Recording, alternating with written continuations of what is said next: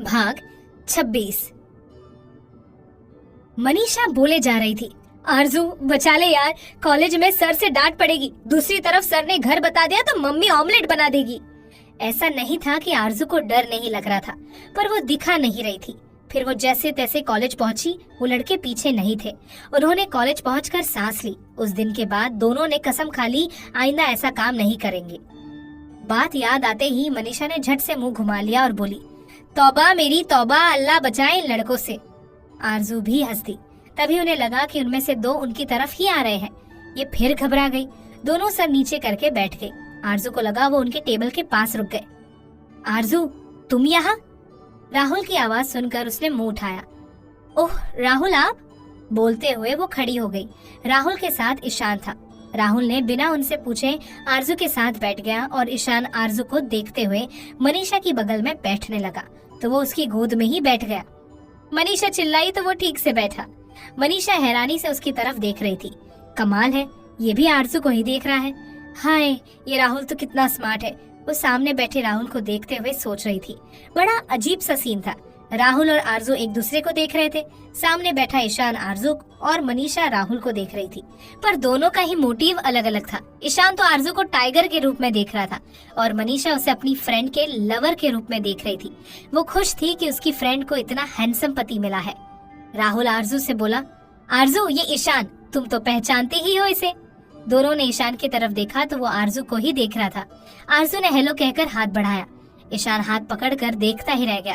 राहुल ने उसके हाथ पर थप्पड़ मारते हुए कहा, कमीने, ये भाभी है तेरी। ईशान जैसे नींद से जगा। वो बोला, हेलो हेलो भाभी जी, आपसे मिलकर बहुत खुशी हुई। तब आरजू ने राहुल को मनीषा से मिलवाया। राहुल, ये मेरी बेस्टी है, मनीषा एयर होस्टेस है। ओह हेलो मनीषा, राहुल ने हाथ मिलाते हुए कहा। राहुल ने टेबल के नीचे आरजू का हाथ पकड़ कर रखा था। वो आपस में बात करते रहे। फिर राहुल आरजू से बोला, चलो चले, मैं यहाँ अपनी फ्रेंड से मिलने आई हूँ, मैं इसके साथ ही रहूंगी, आप दोनों जाइए। राहुल ने मनीषा की तरफ देखा। उसे मनीषा से जलन सी हुई। फिर ईशान को लेकर जाने लगा। ईशान वापस आया, आकर आरजू के पाँव छुआ और बोला, आशीर्वाद दीजिए भाभी जी, मैं आपकी तरह बन पाऊँ। आरजू और मनीषा ने उसे हैरानी से देखा। जाते जाते उसने मनीषा से हाथ मिलाया। मनीषा देखती ही रह गई। वाह, क्या हैंडसम है, एक ही दिन में इतने हैंडसम लोग, हाय मैं कहीं मर न जाऊं। वो लोग चले गए। असल में राहुल आज एसएल बिल्डर्स का पता लगाने आया था। एसएल के पार्टनर से इसके शेयर खरीदने आया था। अब राहुल के पास उनके 30% के शेयर थे, पर उसने आरजू को अभी बताना ठीक नहीं समझा। मनीषा और आरजू बैठी पुरानी बातें याद करती रही। फिर उन्होंने खाना खाया और वहाँ से निकलकर मॉल की तरफ चल दी। मनीषा और वो जब भी इकट्ठे होते ढेरों शॉपिंग करते। उनकी बातें खत्म ही नहीं हो रही थी। राहुल और ईशान दोनों वापस आ रहे थे तो ईशान बोला, राहुल भाई, भाभी जी से कहना मुझे भी कुछ ट्रेनिंग दे दे। आज मेरा जन्म सफल हो गया, मैं उनका इतना बड़ा फैन हूँ, उन्हें मिलकर मुझे सब मिल गया। ईशान अपने आप ही बोलता चला जा रहा था। अब तू बस भी करेगा, वाइफ है वो मेरी, इतना तो मैं उसे मिलकर खुश नहीं हुआ जितना तू हो ही जा रहा है। अगर इसी तरह करेगा तो दोबारा मिलवाऊंगा भी नहीं। राहुल बोला, यार तुम इस तरह नहीं कर सकते। देखो मैं कोई गलत नहीं कर रहा हूँ, मैं तो उसकी इज्जत करता हूँ। भाभी जी है, मेरी मम्मी जैसी है। आज से तू मेरा पापा, अब ठीक है? प्लीज बात तो करना। ईशान उसका हाथ पकड़कर बोला। राहुल को हंसी आ गई। वो बोला, तुझे इस तरह देखकर कौन कहेगा कि तू एक बड़ा अफसर है? तेरे लिए मैं कोई अफसर नहीं हूँ, मैं तेरे बचपन का दोस्त हूँ। मेरे लिए इतना तो कर ही सकता है तू। मैं मिन्नतें कर रहा हूँ और तुम हंस रहे हो? ईशान ने बच्चे की तरह मुंह बनाते हुए कहा। आरजू काफी लेट घर वापस आई। मम्मी उसका वेट कर रही थी।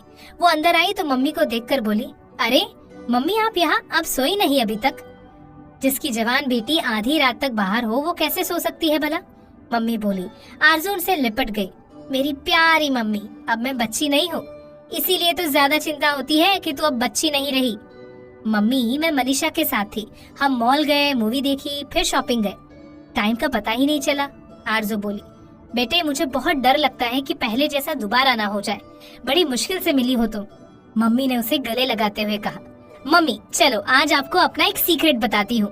आरजू उन्हें अपने कमरे में ले आई। अंदर आते ही बोली, मम्मी मैं सीक्रेट एजेंट हूँ, मैं कई मिशन कर चुकी हूँ, एक बार गोली भी लगी थी, ये देखो। आरजू ने कमीज उठाकर दिखाया। बच गई थी? गोली साइड में लगी थी, कोई ऑर्गन डैमेज नहीं हुआ था, पर अब मेरी प्रमोशन हो गई है। मैं अब खुद मिशन पर नहीं जाऊंगी, बाकियों को ट्रेनिंग दूंगी। मम्मी सुनकर हैरान आरजू को देखती रह गई। वो कुछ नहीं बोल पा रही थी। मम्मी, अपने टाइगर का नाम सुना है? आरजू ने पूछा। वो जिसने क्लब में गैंगस्टर पकड़वाया था, मम्मी ने हैरानी से पूछा। मैं वही टाइगर हूँ, कौन मुझे कुछ कह सकता है? टाइगर? तुम क्या कह रही हो तुम? पापा भी उसका वेट कर रहे थे, उसकी आवाज सुनकर आए थे, मगर जो इन्होंने सुना इनके पैर वहीं जम गए। उन्होंने हैरानी से पूछा, जी पापा जी। आरजू बोली।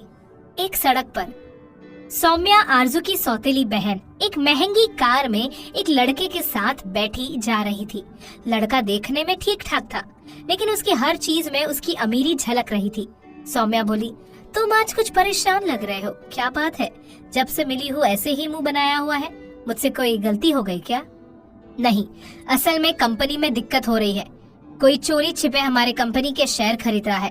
पापा भी परेशान है, पता नहीं किसको हमारी इस कंपनी में क्या दिलचस्पी है। कौन है वो? सौम्या ने पूछा। यही तो पता नहीं चल रहा है कि आखिर कौन है और चाहता क्या है। तुम यूं ही परेशान ना हो, अगर मेरी हेल्प चाहिए तो बताना, मैं जरूर करूंगी। एक तुम्हारे कारण ही तो दिल लगता है मेरा, वरना मेरे घर के माहौल में जीना मुश्किल था। सतीश, तुम ऐसा मत बोलो, तुम्हारी बातें सुनकर मेरा दिल दुखता है। तुम्हें अपनी फैमिली में कितने दुख देखने पड़े। सौम्या बोली। सौम्या और सतीश कॉलेज टाइम से एक दूसरे को चाहते थे। सतीश के कारण ही सौम्या ने राहुल से शादी करने के लिए मना कर दिया था।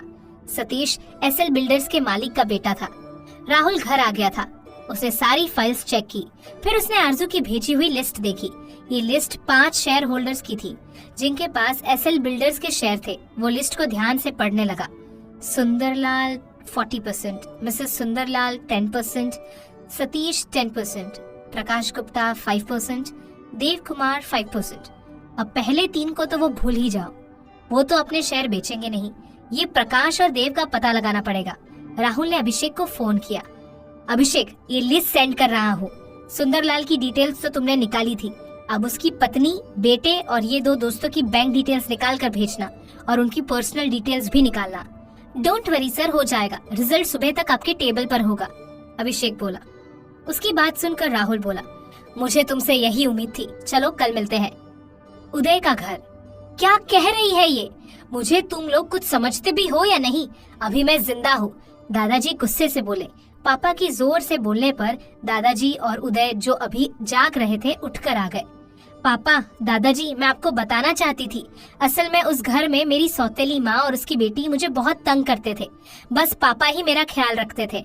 उन्होंने मुझे उन लोगों से बचाने के लिए अमेरिका पढ़ने भेज दिया। अब फीस तो इन्होंने दे दी, पर वहाँ रहना कौन सा आसान था। सस्ते एरिया में घर लिया तो वहाँ रोज गुंडे किस्म के लोगों से लड़ना पड़ता था। फिर मैं भी उनमें से एक हो गई। मैंने लड़ना, मारधाड़ करना, गोली चलाना सब सीख लिया था। फिर मुझे ये सीक्रेट सर्विस वाले मिले। मुझे ठीक लगा। मैंने सोचा, एक तो मैं अच्छा काम भी करूंगी, दूसरे सैलरी भी मिलेगी और इज्जत अलग से। अगर आप लोग कहेंगे तो मैं ये काम छोड़ दूंगी। आरजू ने सबको अपनी कहानी सुनाई। आखिर आगे क्या होगा? भाग 27। आरजू की कहानी सुनकर सब दुखी हो गए।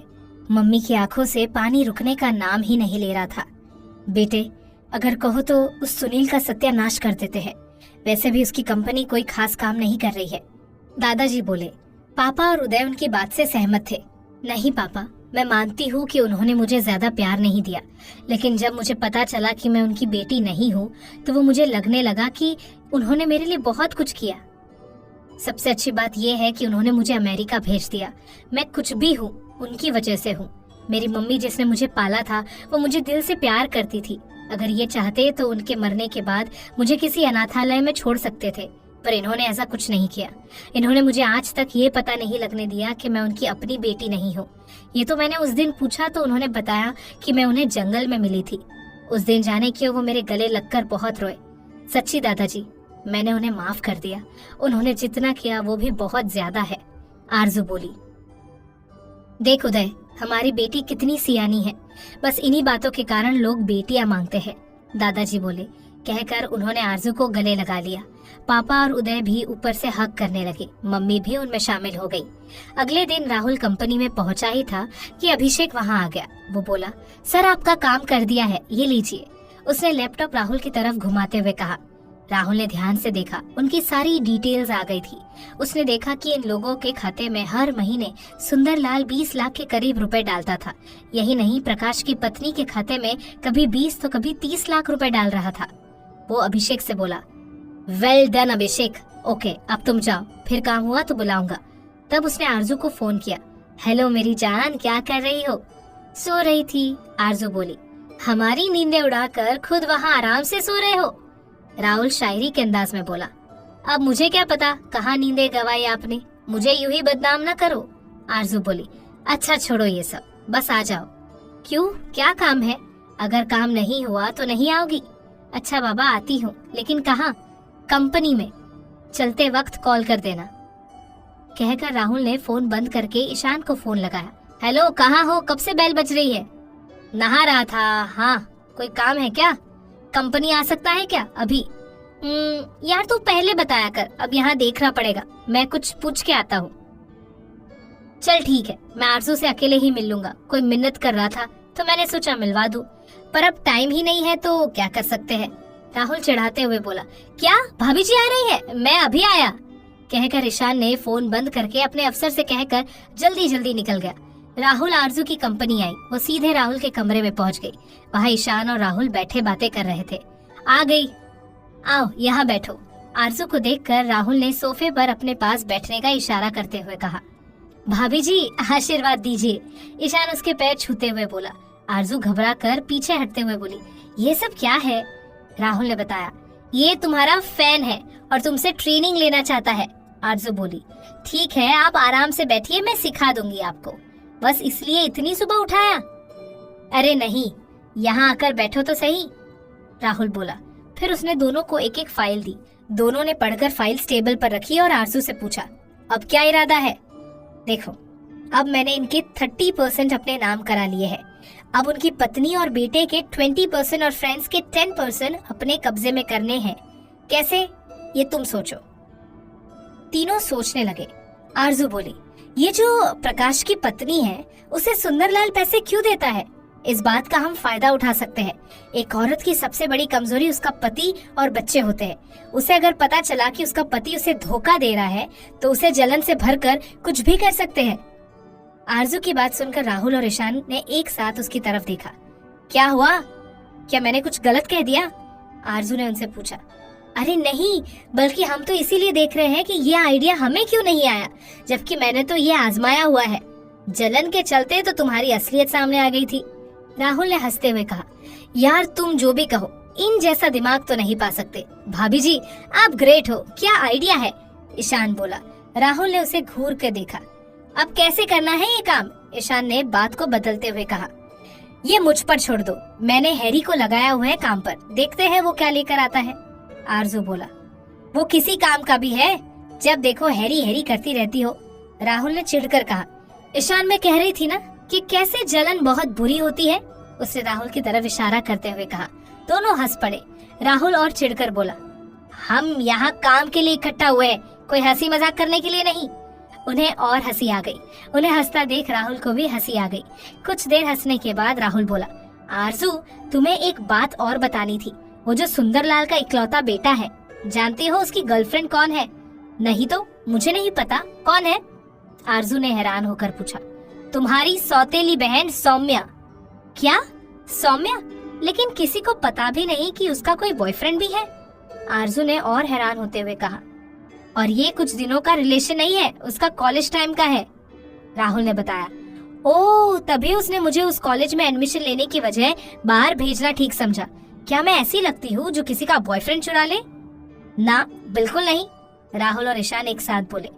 उनकी ये मीटिंग काफी देर तक चली। फिर ईशान उठा और बोला, बहुत काम छोड़ के आया था, भाभी मुझे इस मिशन में साथ ही रखना, बहुत कुछ सीखना है आपसे। अच्छा मैं चलूं? अब और कबाब में हड्डी नहीं बनूंगा, किसी किस्म की हेल्प चाहिए तो बुलाना। ईशान के जाने के बाद राहुल ने आरजू को पकड़कर अपने पास खींच लिया और वो बोला, क्या बात है, आज तो बड़ी कातिल लग रही हो। अच्छा जी, ये अपने पैतरे किसी और पर आजमाना। अब तुम्हें मेरी असली आईडी पता लग गई है। अब मैं तुम्हारी इन हरकतों को रोकते वक्त तरस नहीं करूंगी तुम पर। तुमने अभी भी मेरी स्किल्स देखी नहीं है, आरजू ने उसकी बाहें प्यार से पीछे करते हुए कहा। यार मैं कौन सा खा रहा हूँ तुम्हें, मैं तो अपनी गर्लफ्रेंड की तारीफ ही कर रहा हूँ। चलो छोड़ो, कल क्या किया? राहुल बोला। बस क्या करना था, देर रात तक मनीषा के साथ थी, फिर घर आई तो पहली बार लगा कि घर क्या होता है। मम्मी मेरा वेट कर रही थी। मम्मी ही नहीं, दादाजी, भैया और पापा भी जाग रहे थे, पर सिर्फ मम्मी ही बाहर बैठी थी। जानते हो, कल मैंने उन्हें अपने एजेंट होने के बारे में बता दिया। आरजू बोली। क्या तुमने बता दिया? वो क्या बोले, नाराज तो नहीं हुए ना? राहुल ने पूछा। हैरान जरूर हुए थे, लेकिन जब मैंने उन्हें अपने एजेंट बनने की कहानी सुनाई तो सभी भावुक हो गए। अब कोई शिकायत नहीं, अब ये डर भी खत्म कि इन्हें पता न चल जाए, आरजू बोली। तभी उसे मनीषा का फोन आया। उसने फोन उठाया। हेलो मनीषा, क्या बात है? उठते ही मुझे याद किया। हेलो जी, मैं ब्लू व्हेल क्लब का मालिक रॉकी बोल रहा हूँ। आपकी इस फ्रेंड ने रात को ज्यादा पी ली थी तो यही सो गई थी। ये अभी भी सो रही है। मैंने सोचा कि इनके घर खबर कर दूं। आपका नाम माय स्वीट हार्ट लिखा था तो सोचा फोन कर लूं। ओह थैंक यू जी, मैं अभी आती हूँ। लीजिए, इनसे बात कीजिए, कहकर उसने फोन राहुल को पकड़ा दिया। राहुल ने उसकी तरफ सवालिया नजरों से देखा और बोला। उधर से रॉकी बोला। हेलो जी, मैं ब्लू व्हेल क्लब से बोल रहा हूँ। इनकी फ्रेंड यहाँ है, उन्हें ले जाइए। रॉकी, तू सब ठीक है ना? कमीने, तेरी भाभी की फ्रेंड है वो। अच्छा, हम अभी आते हैं, राहुल बोला। अच्छा, तेरी साली है, फिर तो अपनी भी रिश्तेदार हो गई। तू चिंता न कर, आजा। रॉकी बेड पर बेखबर पड़ी मनीषा की तरफ देखकर बोला। राहुल ने विजय को काम समझाया और आरजू को लेकर क्लब की तरफ चला गया। आखिर आगे क्या होगा, जानने के लिए सुनिए अगला भाग 28। आरजू और राहुल क्लब पहुंचे तो रॉकी बाहर ही वेट कर रहा था। उसने राहुल से हाथ मिलाया और आरजू को भी हेलो कहा। वो उन्हें मनीषा के कमरे में ले गया। मनीषा अभी भी वैसे ही बेसुध लेटी हुई थी। आरजू ने उसे पकड़कर हिलाया, लेकिन वो हिली भी नहीं। तब राहुल बोला। आरजू, डॉक्टर साले को फोन लगाओ। ये क्या बोल रहे हो, बात करने की तमीज नहीं है क्या? आरजू बोली। इसमें तमीज की क्या बात है, मैं उदय की बात कर रहा हूँ। वो डॉक्टर है और मेरा साला भी, इसलिए कह रहा था कि डॉक्टर साले को फोन लगाओ। मैंने गलत कहा? राहुल बोला। भाभी जी, राहुल बात तो सही कह रहा है, अब उदय इसका साला ही है। मैं फोन करता हूँ साले को, रॉकी हंसते हुए बोला। आरजू ने उदय को फोन करके बुला दिया। वो लोग बैठकर बातें कर रहे थे कि उदय भी आ गया। वो बोला। यार तुम लोग तो वेल्ले हो, मैं कितना बिजी था तुम्हें क्या पता। भैया, हमने भी पेशेंट देखने के लिए बुलाया है। मनीषा ने कल ज्यादा ड्रिंक कर ली और वो अब तक बेहोश पड़ी है, कहकर आरजू उसे मनीषा के पास ले गई। उदय ने उसे चेक किया, फिर उसे इंजेक्शन लगाया और बोला। कुछ देर में होश आ जाएगा। आरजू, ये कैसी फ्रेंड है? ये कोई अच्छी बात है क्या? लड़की होकर इतनी पी रखी है। ये तो शुक्र करो कि ये इस क्लब में थी। यहाँ हमने रूल्स बना रखे हैं, कहीं और होती तो पता नहीं इसके साथ क्या होता। इसे समझाना कुछ, उदय बोला। भैया, मैंने भी इसे ऐसे पहली बार देखा है। असल में ये अपने रिलेशन से बहुत दुखी है, इसलिए शायद इसने पी होगी। इसका दूसरा बॉयफ्रेंड भी इसे धोखा देके गया। उसे तो इसने रंगे हाथों पकड़ा, उल्टा इसी को कहने लगा कि तू खुद भी ऐसी है। भैया, ये एयर होस्टेस है, कोई ऐसी वैसी लड़की नहीं है। आरजू बोली। मुझे भी यही लगता है। ये यहाँ अकेली बैठी पी रही थी। मैंने इसे देखा तो मैंने इस पर नजर रखी। जब भी कोई इसके पास आता तो मैं उसे भगा देता, फिर इसके गिरते ही इसे कमरे में ले जाकर लिटा दिया। बुरी लड़की नहीं है। नशे के बावजूद इसने मुझे खुद को उठाने नहीं दिया और लाते घुसे मारे, पर मैं इसे किसी तरह ऊपर छोड़कर आया। ये देखो, यहाँ इसने दांत से काटा। उसने अपनी कलाई दिखाई जिसमें दांत के साफ निशान थे। यार तुम तो ये काम नहीं करती, राहुल आरजू के पास होकर धीमे से बोला। आरजू ने उसे कोनी मारते हुए कहा। मुझे कभी छेड़ कर देखना, पता चल जाएगा। रॉकी और उदय भी हंस पड़े। लगभग आधे घंटे बाद मनीषा को होश आया। उदय ने उसे चेक किया और एक गोली देते हुए कहा, ये गोली ले लो, इससे उल्टियां नहीं आएगी। अब बहुत देर हो गई है, मैं हॉस्पिटल जाता हूँ, कहकर उदय चला गया। मनीषा ने आरजू की तरफ देखा, फिर उन दोनों की ओर देखा और बोली, आरजू, तू इतने सारे हैंडसम लोगों को कैसे जानती है? राहुल से तूने शादी कर ली, उदय तेरा भाई निकला, वो ईशान तेरा फैन है, अब ये हैंडसम बंदा कौन है? मनीषा, तेरा दिमाग ठीक है? तूने ड्रिंक क्यों की? तुझे पता है ये इंडिया है, यहाँ ये सब नहीं चलता। तू मेरे साथ थी तब तो कह रही थी कि सब बढ़िया है, फिर बाद में क्या हो गया? आरजू ने उसे डांटते हुए कहा। तेरे जाने के बाद मुझे फिर वो कमीना मिल गया। पता है क्या क्या बकवास कर रहा था, गुस्सा आ गया था, यहाँ उसी के पीछे आई थी, फिर उस कमीने को देखते देखते पीती चली गई। मनीषा बोले। वो जो बार बार तुम्हारे पास आ रहा था, तुम्हें परेशान कर रहा था, वो तुम्हारा एक्स था? यार राहुल, वो तो दिवेन था। वो कमीना तो यहाँ रोज ही आता है। कहो तो सबक सिखा दूं? रॉकी बोला, नहीं, मैं ऐसा कुछ नहीं चाहती। आरजू, मुझे घर छोड़ दो। मैं तुम्हें घर तो छोड़ दूंगी, लेकिन पहले इनका शुक्रिया अदा कर दो। अगर इन्होंने नजर नहीं रखी होती तो पता नहीं तेरा क्या होता। एक तो ये तुझे बचा कर यहाँ कमरे तक लाया, ऊपर से तूने इन्हें काट लिया। इतना बड़ा जख्म हो गया है, तेरे सारे दांत छप गए हैं यहाँ। आरजू की बात सुनकर मनीषा को बहुत शर्म आई। उसने रॉकी से माफी मांगी। रॉकी बोला, वैसे ये क्लब आपके लिए हमेशा खुला है, जब भी दिल दुखी हो आ जाना। एक तो उस दिवेन से बदला लेंगे, दूसरा आप मुझे अपना दर्द सुना देना। जब दो लोग मिले प्यार में तो दोनों मिलके हम हो जाते हैं। तुम मुझसे कहो, मैं तुमसे कहूँ, दर्द बांटने से कम हो जाते हैं। वाह, तुम कब से शायर हो गए? मैं कहा शायर, ये तो यूं ही सुना दिया। राहुल, इन्हें ध्यान से छोड़ देना। रॉकी बोला, क्या? नहीं, मैं पहुंचाऊंगा नहीं, इनको साथ ले जाऊंगा। हाँ दे यार तेरी भी, इन्हें इनके घर ही छोड़ूंगा। तू मुझे तो ऐसे कह रहा है मानो मुझे जानता ही नहीं। राहुल बोला, नहीं, मेरा मतलब दोनों से था। दोनों को घर छोड़ देना। अच्छा भाभी जी, बाय। बाय मनीषा, रॉकी बोला। राहुल उन दोनों के बैठते ही कार भगाकर ले गया। इसका घर कहाँ है? राहुल ने पूछा। आरजू ने उसका एड्रेस बताया और वो चले गए। उन्होंने पहले मनीषा को उसके घर छोड़ा, फिर राहुल आरजू को अपने घर ले आया। आरजू बोली, वहाँ क्यों ले जा रहे हो? पापा या दादाजी को पता चल गया तो बहुत डांट पड़ेगी। उनकी डांट से डरती हो या कोई और बात है? पर मैं तो तुम्हें लीजा से मिलाने ले जा रहा हूँ, वो तुम्हें बहुत याद करती है। ओह अच्छा, आरजू बोली। क्यों, तुम्हें क्या लगा? तुम लड़कियां हमेशा ऐसी ही बातें क्यों सोचती हो? राहुल ने शरारती स्माइल बिखेरते हुए कहा। अच्छा जी, तुम्हें क्या पता कि मैं क्या सोच रही हूँ? तुम सोच रहे होंगे गलत, तुम लड़कों की गलती है। और कहा लड़कियां ऐसी है, वो बोली। घर पहुंचकर आरजू को यहाँ बिताए दिन याद आ गए। दरवाजा लीजा ने ही खोला और वो आरजू को देखते ही खुश हो गई। उसने एकदम से आरजू को गले लगा लिया। फिर उसे ध्यान आया कि वो काम वाली है, तो वो शर्माकर पीछे हट गई और वो बोली, सॉरी मैडम, खुशी के मारे पता ही नहीं लगा। कोई बात नहीं, कैसी हो तुम? आरजू ने पूछा। हाँ जी, मैं ठीक हूँ, आप बताइए कैसी हैं? आप तो जाकर आई ही नहीं।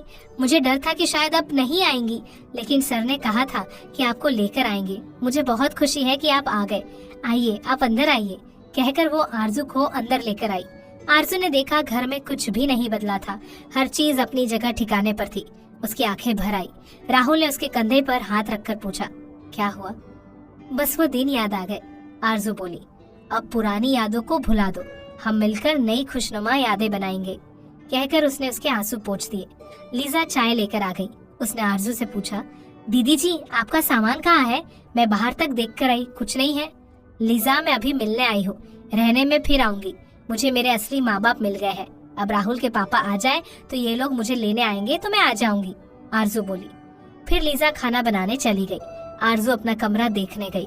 उसने जैसे ही दरवाजा खोला, वो देखकर हैरान रह गई कि कमरा इतने महीनों बाद भी बिल्कुल वैसा ही पड़ा था। वो अंदर आई तो उसे अंदर से राहुल की खुशबू आई। उसने राहुल की तरफ देखा, फिर राहुल ने एक स्विच ऑन की। बेड के सामने एक दीवार पर आरजू की बड़ी सी तस्वीर बन गई। राहुल ने एक रिमोट लिया और आरजू को प्यार से बेड पर बिठाया और खुद उसके पास बैठ गया। वो रिमोट के बटन दबाता रहा। दीवार पर आरजू की तस्वीरें बदलती रही। आरजू की आंखों से झरने की तरह आंसू बह रहे थे। वो चाहकर भी आंसू रोक नहीं पा रही थी। उसे पता था कि राहुल उसे चाहता है, पर इतना चाहता है यह आज पता चला। राहुल ने उसका मुंह अपनी तरफ किया और उसके आंसू पोंछे और उसकी आंखों में देखने लगा। वो उसे प्यार से देख रहा था। देखते ही देखते उसने अपने होठ उसके होठों पर रख दिए। आरजू ने उसे कस कर गले लगा लिया। अब आगे क्या होगा, ये जानने के लिए भाग 29। आरजू और राहुल काफी देर ऐसे ही एक दूसरे की बाहों में बैठे रहे। दोनों के सर एक दूसरे के कंधे पर थे।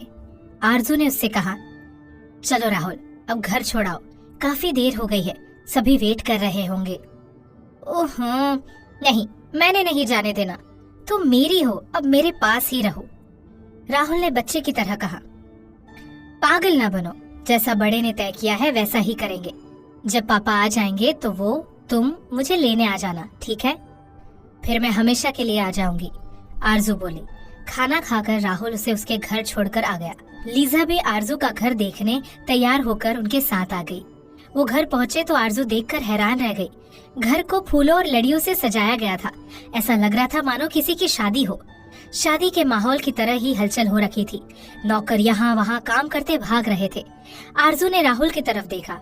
राहुल ने मासूम सा चेहरा बनाकर मुझे नहीं पता के रूप में कंधे उचकाए। वो दोनों अंदर आए तो लिविंग रूम में राहुल के पापा को देखकर आरजू चौंक गई। राहुल ने पापा के चरण छुए।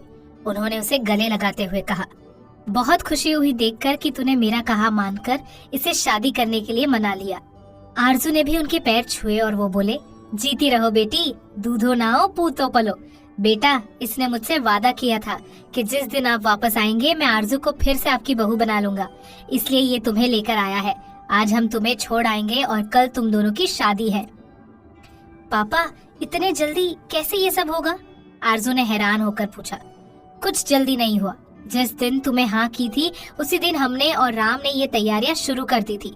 सब कुछ फाइनल हो गया है। तुम क्या समझती हो मनीषा वैसे ही आई थी?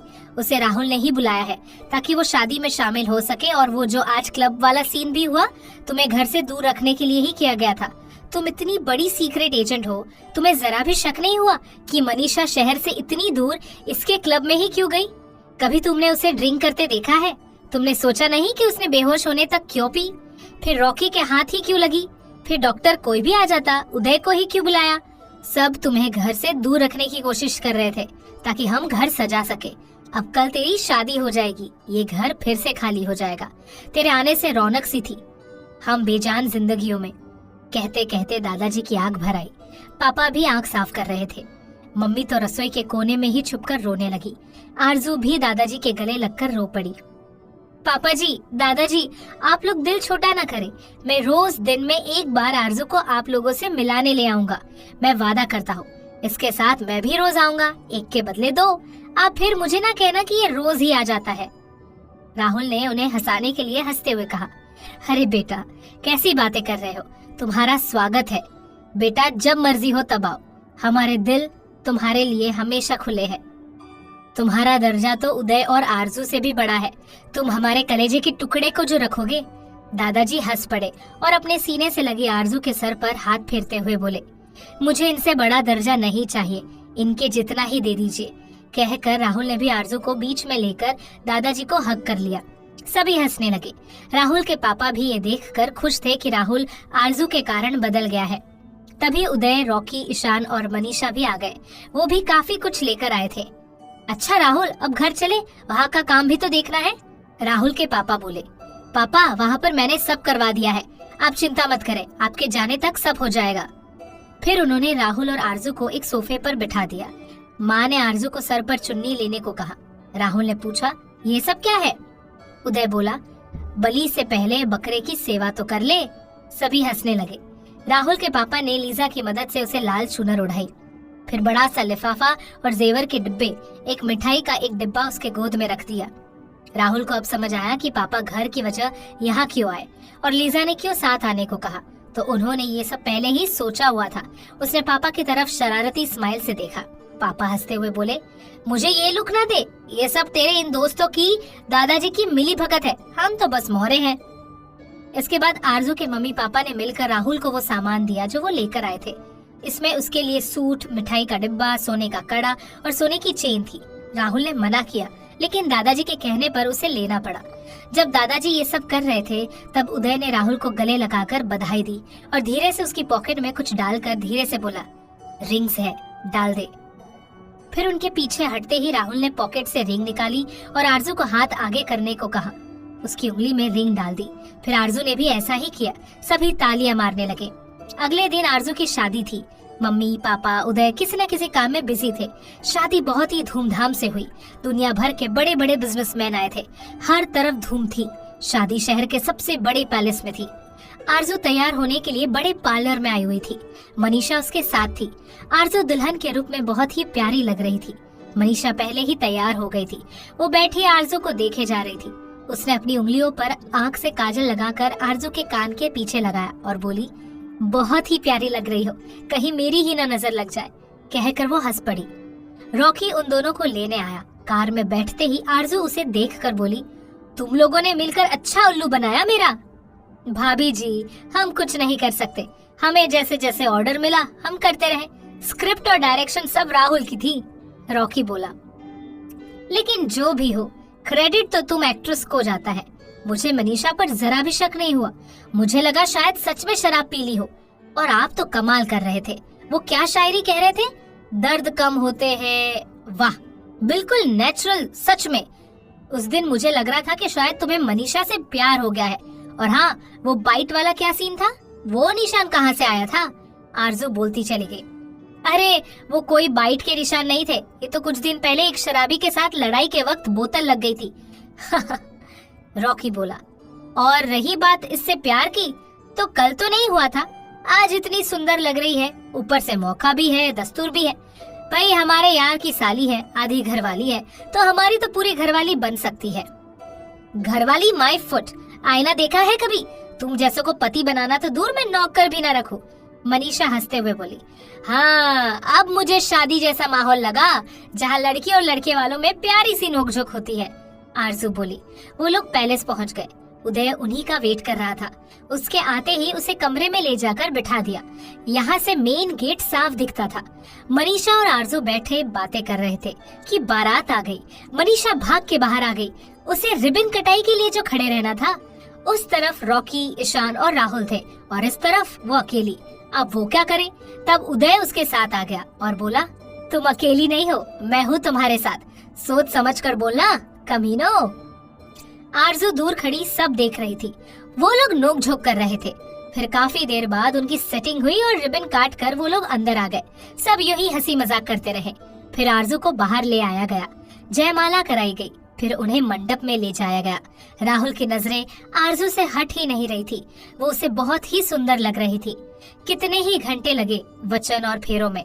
सब खुश हुए जब पंडित जी बोले कि विवाह संपन्न हुआ। उसके बाद खूब नाच गाना चला। राहुल और आरजू ने कपल डांस किया। उनकी जोड़ी बहुत ही प्यारी लग रही थी। उन्होंने इस गाने पर डांस किया, तेरा होने लगा हूँ जब से मिला हूँ, खोने लगा हूँ।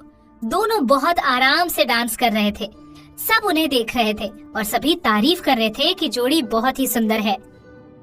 अब आगे क्या होगा ये जानने के लिए भाग 30। राहुल आरजू को शादी के बाद अपने घर ले आया। यहाँ लीजा और रिश्तेदारों ने सारी रीति रिवाजों से इनका स्वागत किया। आधी रात तक नाच गाना चलता रहा। आरजू बहुत थक गई थी। वो तो चुपचाप कपड़े चेंज करके अपने बेडरूम में सो गई। जब राहुल आया तो वो गहरी नींद में थी। राहुल ने उसे डिस्टर्ब नहीं किया और वो अपने कपड़े बदल कर आकर बेड पर लेट गया। आरजू उनकी तरफ पीठ करके लेटी थी। वो उसके बगल में लेट गया और सो गया। सुबह जब आरजू उठी तो कमरे में कोई नहीं था। उसने सोचा शायद राहुल आया ही नहीं होगा। वो उठी, वो नहा धोकर बाहर आई तो राहुल कमरे में था। उसने आरजू का हाथ पकड़कर अपनी तरफ खींचकर बाहों में भर लिया और बोला, आज तुम मेरी हो। अब मुझे रब से और कुछ नहीं चाहिए। मेरी जिंदगी मुझे मिल गई है। ये लो अपनी शादी का तोहफा तुम्हारे लिए। कहकर उसने एक फाइल उसे दे दी। आरजू ने उस फाइल को खोलकर देखा। इसमें एसएल बिल्डर्स के 35% शेयर थे। वो देखकर बोली, ये 5% और मिल गए? हाँ, उस सुंदरलाल के दोस्त को डराया कि कंपनी डूबने वाली है और ये शेयर दिखाए। वो मेरे झांसे में आ गया और उसने अपने शेयर मुझे दे दिए, राहुल बोला। फिर उसने एक और पेज निकाला और आरजू को दिया। आरजू ने वो पेज खोल के पढ़ा। इसमें सुंदरलाल द्वारा प्रकाश और उसकी वाइफ के बैंक अकाउंट थे और एक लिफाफे में सौम्या और सतीश के कुछ तस्वीर। आरजू खुशी से बोली, अब तो तुम चिंता छोड़ो, तुम्हें उसके वाइफ के 10% शेयर लेकर दिखाती हूँ। अच्छा ठीक, पहले चलकर खाना तो खा लो, कहकर राहुल उसे लेकर डाइनिंग रूम में आ गया। पापा वहाँ पर पहले ही बैठे थे। आरजू भी जाकर राहुल के साथ बैठ गई। वो लोगों ने खाना खाया। पापा ने आरजू को नौकरों की तरफ इशारा करते हुए कुछ पैसों के लिफाफे देते हुए कहा, बेटे ये इन लोगों को दे दो, ये हमारी परंपरा है। फिर उन्होंने लिजा को बुलाया। देखो लिजा, सभी को यहाँ बुला दो। लिजा की एक आवाज से सारे नौकर लाइन बनाकर खड़े हो गए। कुल 5-6 लोग थे। आरजू और राहुल ने सबसे पहले लिजा को पैसे दिए। उसके बाद सबको बारी बारी से लिफाफे दिए। सबने उन्हें लाखों दुआएं दी। इसके बाद पापा इन्हें अपने बेडरूम में ले गए। वहाँ उन्होंने अलमारी से चाबी निकालकर आरजू को दी। बेटा ये इस घर की चाबियां है, अब ये तुम्हारे हवाले, ये चाबी लेकर आओ।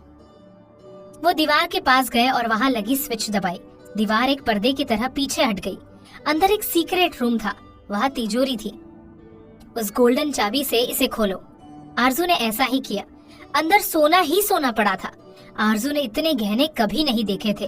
पापा ने उसमें से एक डिब्बा निकालकर उसे देते हुए कहा, यहाँ बैठो बेटा, ये गहने हमारे पुश्तैनी गहने हैं। अगर राहुल की मम्मी जिंदा होती तो वो तुम्हें अपने हाथों से सजाती। बेटे, ये सारे जेवर पहनकर तस्वीरें खिंचवाना।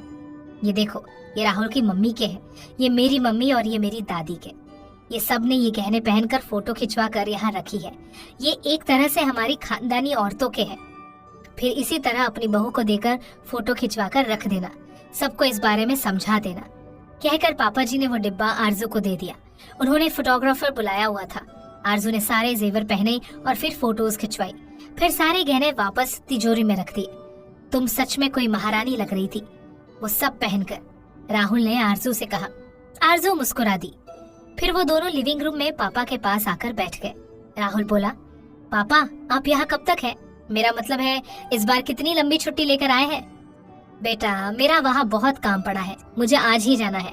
3 बजे की फ्लाइट है, पापा बोले। पापा मुझे पता है आपका पहला और आखिरी प्यार काम है, सो मैं नहीं रोकूंगा।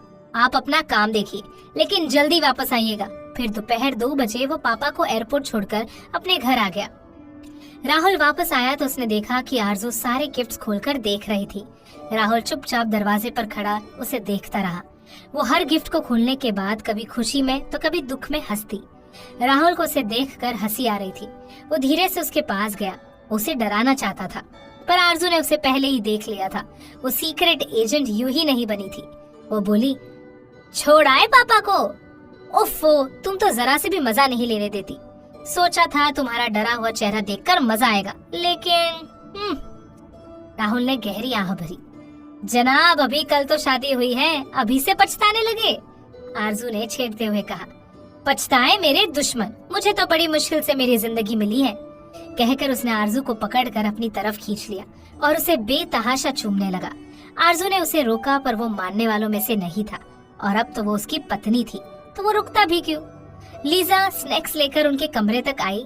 दरवाजा खुला था। वो अंदर की हलचल सुन के धीरे से दरवाजा बंद करके मुस्कुराती हुई चली गई। उसने बाकी के नौकरों को भी कह दिया कि कोई भी नौकर उसे पूछे बिना ऊपर ना जाए। शाम को राहुल को एक इमरजेंसी मीटिंग में जाना था, तो उसने जाते वक्त सोई हुई आरजू को देखा और उसके पास जाकर उसके माथे को छूमा और बाहर आ गया। लीजा ने उसे चाय के लिए पूछा तो वो बोला, मैं नहीं पीऊंगा, मेरी जरूरी मीटिंग है, मुझे जल्दी जाना है। आरजू उठे तो उसे बता देना। कहकर राहुल चला गया। आरजू को मनीषा का फोन आया। फोन की आवाज से उसकी नींद खुल गई। उसने टाइम देखा, 7 बज गए थे। उसने फोन उठाया। हेलो मनीषा, क्या हाल है? मेरा तो ठीक है, तू बता तेरा क्या हाल है? कहाँ थी, कब से फोन बजा रही हूँ? कहीं राहुल के साथ तो नहीं, और मैंने तुम्हारा स्पेशल टाइम खराब तो नहीं कर दिया? मनीषा ने उसे छेड़ते हुए कहा। अरे नहीं, कल की थकावट थी तो सो गई थी। फोन साइलेंट पर था इसलिए पता नहीं चला। राहुल तो काम पर गया होगा। आरजू बोली, चलो अब हम क्या करें? मैंने तो बहुत डरते हुए फोन किया कि कहीं रंग में भंग न डाल दे। मनीषा बोली, रंग और भंग तुझे मुबारक। तू बता कौन सा पसंद आया, मेरे भैया, ईशान या रॉकी? जिससे उंगली लगाए उससे तेरी शादी करा दूंगी। आरजू बोली, हाय आरजू, कहाँ दुखती नस पर हाथ रख रही है? मुझे तो तीनों ही पसंद है, उदय की सादगी, रॉकी का बोल्डनेस और ईशान का लुक। हाय, क्या मैं तीनों पर उंगली रख सकती हूँ? मनीषा ने मस्ती करते हुए कहा। बिल्कुल नहीं, तू ऐसा करे तो तू चौथा ही ढूंढ, नहीं तो तेरा पता नहीं मेरे तीनों भाइयों को बर्बाद कर देगी। आरजू ने भी मजाक किया, फिर दोनों ही हंस पड़ी। बस ऐसे ही हंसती रहना, मैंने तो इसलिए फोन किया था कि मैं कल वापस जा रही हूँ। इतनी जल्दी क्यों यार, इतने महीनों बाद आई है, अब फिर जल्दी? कुछ दिन तो रुक जा।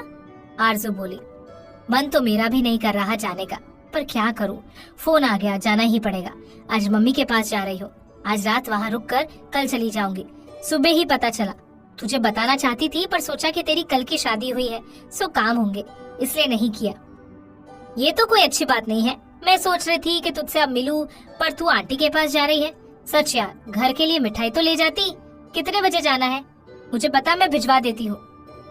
आरजू बोली, यार कैसी बातें करती है, मिठाई मैं खुद ही ले लूंगी वहाँ जाकर। वैसे भी रिबन कटाई और जूता चुराई पर काफी पैसे मिले हैं। यार ये अमीर लोगों के मजे हैं, हम लोग एक एक रुपया सोच कर खर्च करते हैं। और राहुल ने कितनी आसानी से मुझे 1 लाख दे दिए। मैंने मना भी किया, पर पता है वो क्या बोला? वो बोला कि तुमने बचपन से मेरी आरजू का साथ दिया, उसे जो खुशियाँ दी उसके बदले में ये 1 लाख तो कुछ नहीं है। तेरा पति सच में पागल है। रुला दिया मुझे। मैंने कहा कि मैंने इसलिए किया क्योंकि तू मेरी इकलौती फ्रेंड थी, मुझे भी सिर्फ तेरा सहारा था। तो बोला कि आरजू मेरी जिंदगी है, उसके लिए कुछ भी। सच कहती हूँ, मुझे तेरे लिए बहुत खुशी है कि भगवान ने तुझसे जो प्यार बचपन में छीन लिया था उसे दुगना तिगुना करके वापस कर दिया। अच्छा चल, मुझे देर हो रही है, फोन रखती हूँ, पहुंचकर फोन करूंगी। मनीषा की आंखों से आंसू बह रहे थे। उसे पता था कि अगर वो और बात करेगी तो उसका मूड भी खराब हो जाएगा। आरजू भी उसकी बातें सुनकर रो रही थी। तभी राहुल आ गया। उसने आरजू को रोते देखा तो वो भागकर उसके पास आया और उसे बाहों में लेते हुए बोला, क्या हुआ आरजू, रो क्यों रही हो? मुझसे कोई गलती हो गई? उसने सोचा कि दोपहर में जो उनके बीच हुआ उसके कारण रो रही है। नहीं, कुछ नहीं, वो मनीषा का फोन था। वो वापस जा रही है। पगली बातें ही रुलाने वाली करती हैं। तुम उसे मिलना चाहती हो? हाँ, पर वो आज रात अपनी मम्मी के घर रुकेगी, फिर कल ही फ्लाइट लेकर चली जाएगी। आरजू बोली। उसकी मम्मी का घर कहाँ है? राहुल ने पूछा। आगे आखिर क्या होगा जानने